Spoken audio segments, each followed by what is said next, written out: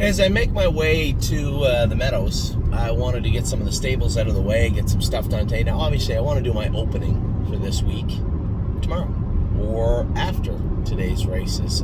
I generally don't like to hope that the horses race well, but when I look at Tai One On, she's had a great year. She's got a 5-horse field, so we're getting paid regardless. I'm excited to race her, and then LD's Patrick's been such a great ride for everybody. I just super excited to race both of them today. So it's a beautiful day here. It's going to be a scorcher, around 30 degrees at post time, Celsius at post time for Tai One On and LD's Patrick. So interested to see how they're going to handle the heat. Tai One On raced over here last year, so she's used to it. And LD's Patrick's been such a good horse for us. And you know, it was funny. I talked to Sylvain Filion yesterday morning, about Patrick's race. You know, I was talking about moving the horses around, and Sylvain had heard me say that LD's Patrick was at the Meadows, and he goes, you know, that horse the other night. And I said, listen, I know what you were trying to do. You were trying to get the horse settled back and relax, but you know he's a lunatic when you do that. It's not your fault. You know, he was in tough. By the time you realized what was going on, which would have been as he was trying to get him settled at the back, the horse became very agitated. At that point, it's too late, right? You can hope that he settles, but, you know, he's not a big fan of getting away at the back. He likes to be up in the action. I said, what are you going to do? It is what it is. The horse made a break.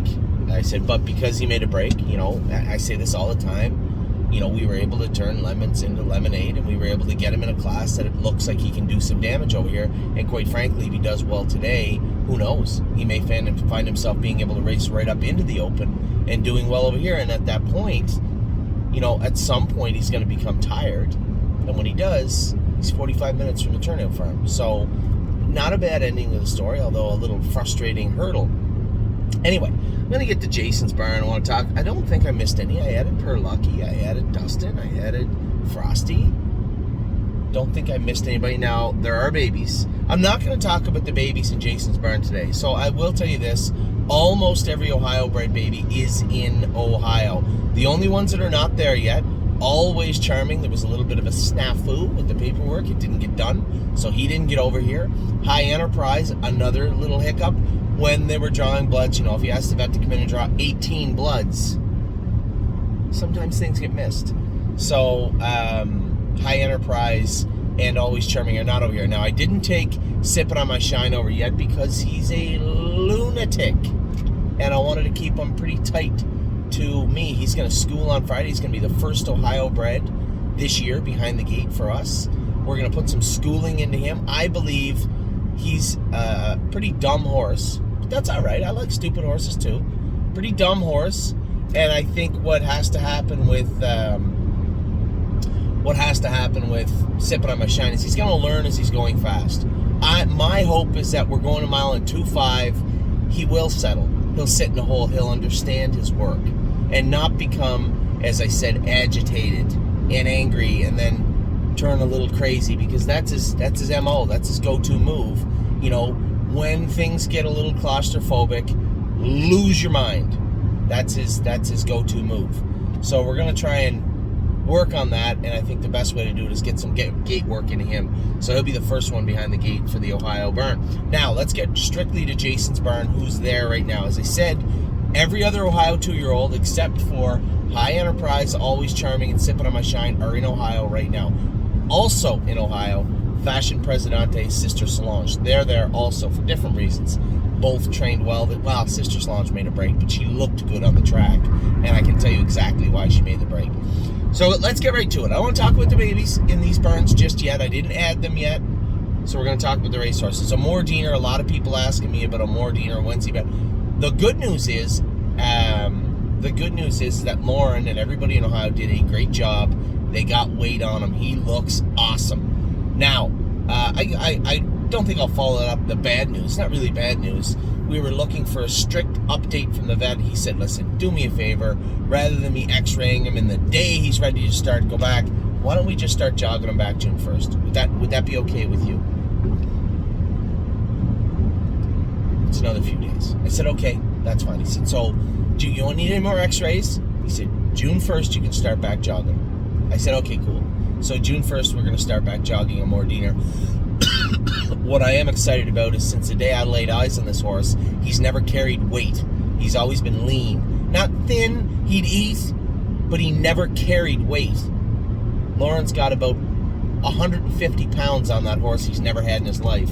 So we're going to turn that into a little something extra. Hopefully, middle of July, when we get this guy back going, we can look back at this part of his career and say, hey, yes, it was bad that he put a line somehow in this tibia, but the good news is we were able to put weight on him he never had, and he's turned into a much better horse because of it. That's my hope.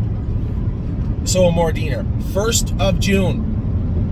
1st of June, he'll be back jogging. That's what the vet asked for. There's no need for re-x-raying. He said June 1st, back jogging.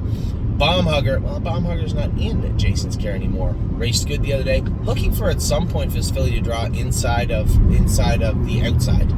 She's had the 7-hole and the 6-hole now in 2 starts in state competition. I'm happy that both Daniel Dubé and my brother Mark drove her accordingly, raced her. I thought, you know what? I don't think she gets around. Yonkers very good.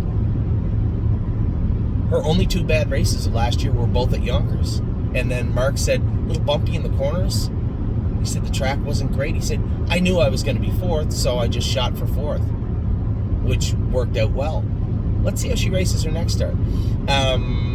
Del Breeze is not there anymore. Del Cash, going to race these ones. Dustin Hanover, newest horse for us. Now, as I told everybody, I was up front with everybody. I schooled him the other day in 58, 57 and 4, 58. But I didn't love how he finished up. He felt bumpy, felt choppy, made a couple of more shoeing adjustments. I'm going to continue to work on this guy when I'm over here. Now, my plan was to go back and drive Levator tonight at Flamborough. It's supposed to rain, and I may go and drive him anyway. If I don't, I believe I'm going to come to Northfield Park tomorrow morning, and I'm going to work on Dustin Hanover. This horse is ready to go, but I want to try and get the wrinkles out of him. And a lot of the times, I tell you guys this, it's trial and error, right? Trial and error with these horses that are little. And this is kind of what I've done my whole life, that I enjoy doing, is putting these puzzles together that are tricky, bumpy, rough-gated horses. Now, some of them are just rough-gated horses. There's nothing you can do about it. I had spoke to Jason and Lauren just quickly after I trained him the other day, and I said, this horse reminds me of a few horses we've had, but in recent memory, Donato Patriot K, you know how bumpy and rough and choppy he was, climby behind. A lot of the times I'll say it looks like they have rubber boots on behind. That's how this guy is. But you got to give them time to get used to the shoeing we have on them too. You can't have a knee-jerk reaction where you're like, oh, gotta change this, gotta change that, gotta change this. What I saw up front was, what I saw the other day was him trying to do his work well. Let's allow him to do his work well. So, a few more changes. If I don't go to Flamborough tonight, I will be at Northfield Park tomorrow. I will be at Northfield Park tomorrow getting this guy screened, so to speak. I want to go out, maybe go a slow mile with him, brush him on the end, see how I feel he is, see if we're making headway in the right direction or the wrong direction, because honestly, when you do that, trial and error, there's going to be times when you're going in the wrong direction. So, Dustin, speed-wise, he's getting there. Gate-wise, we're working on him. Frosty Trouble, listen, I told everybody point blank, there's no point lying about it. I drove him like a complete idiot the other night, and the horse, got butchered a little bit because of it. Now, he's tough. He came in, he was eating his feet, he's feeling good. I hope he bounces back. I hope I bounce back, because he can't drive a horse like that. Just a horrible drive by me, and I'll endeavor to do a better job, especially on him, his next start. Gemstone Ruby Rose racing Monday night at Mohawk Raceway. I don't know what to think. I think this horse is close. Another one of those trial and error type horses. She's close. Let's see how she is. I'm not expecting her to go out and trot in 57. I'd like to see her follow, do her work, and trot in 58 in a piece. That would be nice. That would be a win for us, I think, on Monday night. Grace was good the other day. James thought she was a little flat. I thought she was good. Actually, I've got to make a call right now and get her blood drawn. She was good on Monday. I expect her to come back good again this week. LD's Patrick is not with Jason right now. He's with Tim. I'm on my way to go race him right now. Very excited. I love racing this horse. I like horses that want to win, that want to race. And this guy's decided he does, and I thoroughly enjoy driving him. So it's going to be, I hope Taiwan wins. She's a beautiful filly. I think she's a killer, but I haven't driven her since last year. I like driving Elise Patrick. What do we got next? Matt's MVP. I told Will the other day to ask me point blank, when's he coming back in? I didn't answer. I said, probably this week. Now, Will, truth be told, I did not bring him back in yet. He won't be coming in until the first of the week at the earliest. I want to send a message out to the farm and just say, hey, is this guy put on weight? Is he feeling good? Is he shiny? If he is, he can come back in. If he's not, then he can stay out and eat some more grass. This is a guy we're aiming for the end of the summer, into the fall type thing, and there's nothing wrong with that. You know, Will was very clear, and great questions. He said, hey, do you think we can catch any of the Buckeyes? And I told Will, and I hope he didn't take it the wrong way, I don't care about the Buckeyes. They're paid races, and we can race in the Nalmers too at Mohawk and race for almost as much money for free. This is a horse I think has speed, and I think will do us some good, but we need to treat him right. And he wasn't sound. You guys knew that. It was well documented from when he came back. I said there was a couple little holes in him we couldn't figure out. We had to work him hard. I think that there's a decent horse in there, and I don't really care about the stake races. The way I see the grassroots program in every jurisdiction is simple. If you can't win it, you shouldn't be in it. That goes for races, but definitely for stake races. If you aren't in where you should be able to do okay, then you shouldn't be in the race. That's kind of how I see it with Matt. Lots of racing for this guy ahead. Lots and lots of racing. And the fact that I don't have my eyes peeled on the Buckeye Series, don't worry about that. I mean, the Buckeye Series races for what, 18, 20,000, 17, whatever it was, every week, or every 4 times, 5 times, one or the other, and then they go for what, a final of 100. Well, if you don't have the best one in there, who cares? And Matt's not the best one. Nice goal. It's going to do us some good. But we have to treat him properly also. You're not there now. 1-2 skip a few. Super proud of her. I really hope she's not first over in the final. It's 2 weeks in a row she was first over. I hope she doesn't find herself first over in the final. I'm really struggling right now with what we're going to do with a filly we're going to talk about in a minute, and that's Purple Aura. I don't really know if I want to race Purple Aura in the final. She fits an Almers at 3 anywhere. I can race her at the Meadows or at Scioto or Northfield Park. An Almers at 3. Actually, I believe the Almers at 3 over here is easier. Decent money. She's not going to get beat up or stretched out. And, it's going to be tough to beat the 2 fillies in Ohio, right? That Katie's... No, not Katie. Yeah, she's a killer. The 2 of Virgil Morgan's. 2 best fillies in the division. I don't mind racing 1-2 skip a few against them, but when it comes to Purple Aura, I think we have bigger fish to fry here. I think 1-2 skip a few can handle her own and is really coming into her own. But 1-2 Purple Aura come into her own last year when she got some easy racing, right? Got some fares into her, got beating up on some horses, and then all of a sudden came to life. I think that might be the better route for her, so I'll talk to Jason about that. I'm sure we'll have a conversation about it. Per Lucky, man, I got a chance to train this horse today. What a monster. He feels like he's got a V8 in him for sure. Just a beautiful horse to train. Can't wait to race him on Sunday night. Just a really, really nice horse to be around. Procrastinator, James said, running in a little, running out a little. Maybe have the vet look at him. He said, I said, James, you're in another province at the 3/4 pole. Last 3 quarters, 122-1. Last quarter, 26-4. He's not some beach somewhere. He's just a nice colt. So, you're going to have the vet look at him. I don't think there's anything wrong with him. Going to have the vet look at him this week. And James thought he was a little bit off left front going on the track. That could be his coffin joint. They hurt him. They do hurt him. So we'll get him looked at this week and get him back in to go. But it'd be super awesome if he was close to the race. If he was close to the race. And I know James just tried, once you take a horse off the gate like that, now you're completely in the hands of the front end speed. And if there isn't any, if they come a big last half and you're sitting ninth trying to make up ground into what is already a big last half, very tough thing to do. So a pretty mile mathematically looks great. You're gonna have to turn that in. into some money at some point.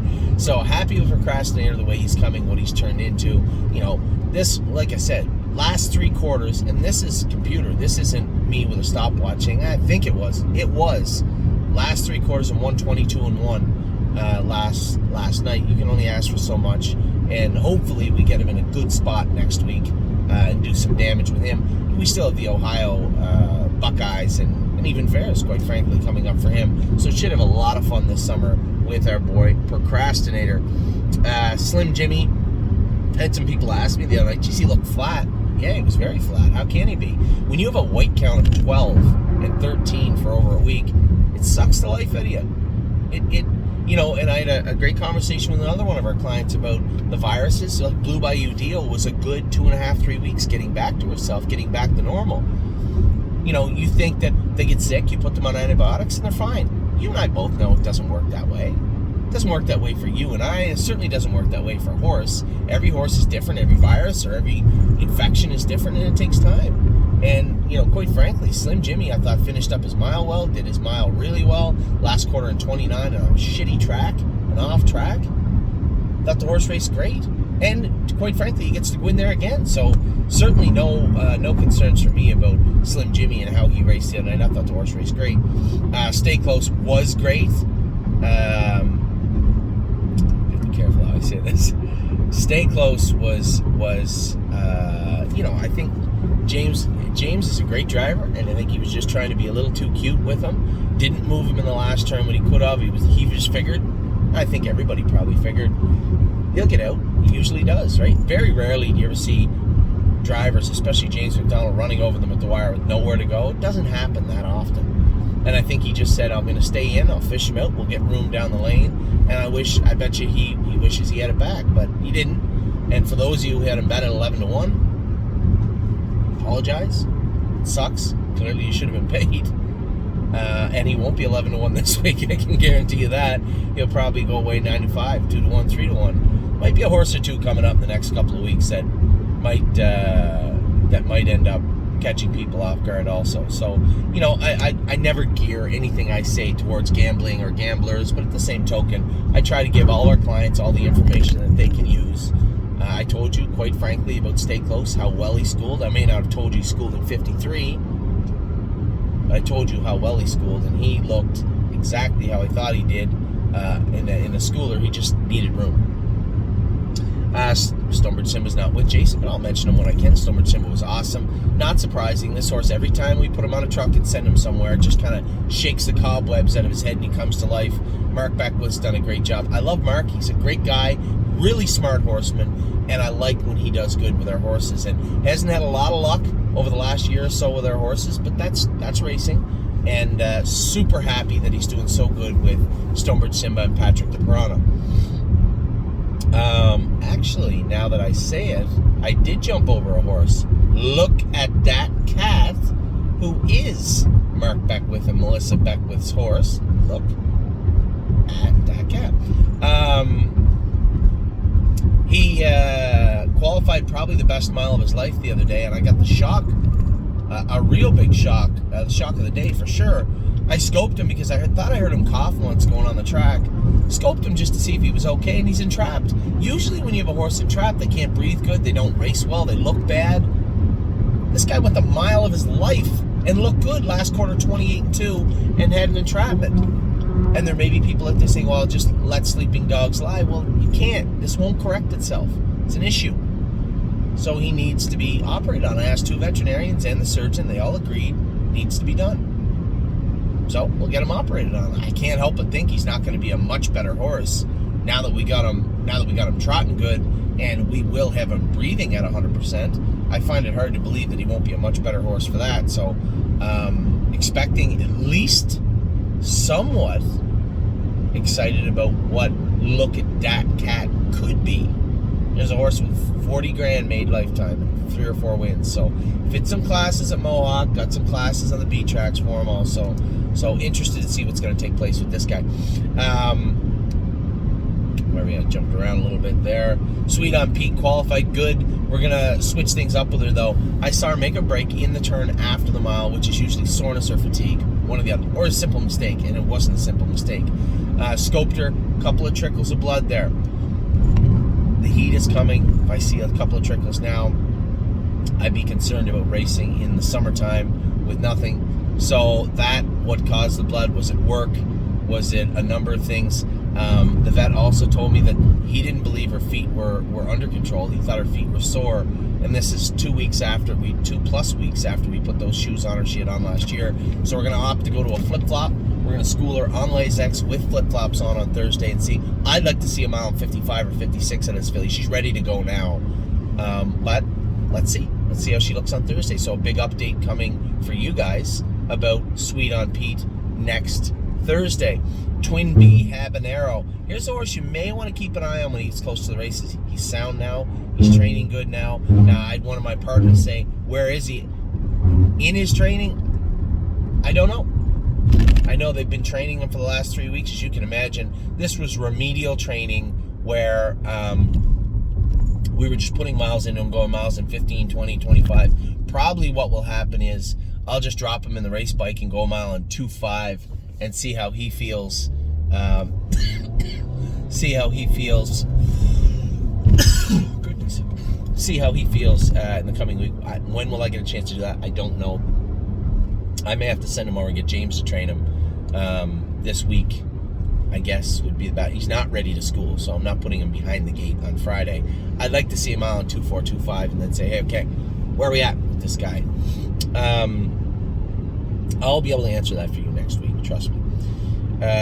We do have a baby on this list. Whispering Song trained good the other day. No, that's not true. She made a break on Brody the other day since she was a little bumpy in the turns. Needs to be shod. Maybe when they come from Tamiko, which is a flat half-mile track, and they go to a really nice half-mile track like Northfield, you have to reassess all their equipment, all their shoeing, take a real-time look at them. So you may, I'm not going to train Whispering Song again. This is a filly we've been trying to keep weight on all year. So probably just going to quietly give her a mulligan, and I'll go with her next week. And then, yes, in the Open last week, first start back, 54 and 3, 28 in the end of it. I thought he looked rather pedestrian for him. He's down a class this week, race 12 on Sunday night, which sucks. I wanted to drive him, so I'm in race 2 and 12. We'll see how that plays out. But for now, yes, looks good. I stalled a little bit because I'm trying to figure out where's the best place. If Perlucky goes out and races the way I believe he will Sunday night, we may be looking for an address change for Yes for a little while. And I've been quietly looking for somebody. Dominic said he could, but he doesn't know if he can full-time go to Kentucky. So I've been looking at potentially finding somebody for that position in Kentucky at Oak Grove. We have a Blair AM, who her AST is a little high, but we are going to race her in 2 weeks leading up to a potential trip to Kentucky. Unbeatable Kemp, Blue Bayou, Dio. The Open Trot goes for 20 down there, and it doesn't look super, super tough. I think it'd be a great spot for Yes to be. So we'll see. No commitments as of yet. I don't have any commitments, and I can't give you any to anybody going to Oak Grove full time. But I am actively pursuing someone to go down full time. So that's where we're at with Jason's Barn. I might have missed a couple of them. I don't think I did. But that's where we're at with Jason's Barn. We'll be back in a minute. We got to talk about all the barns. We get Dominic, we get Harry, we get Mario. Back in just a minute.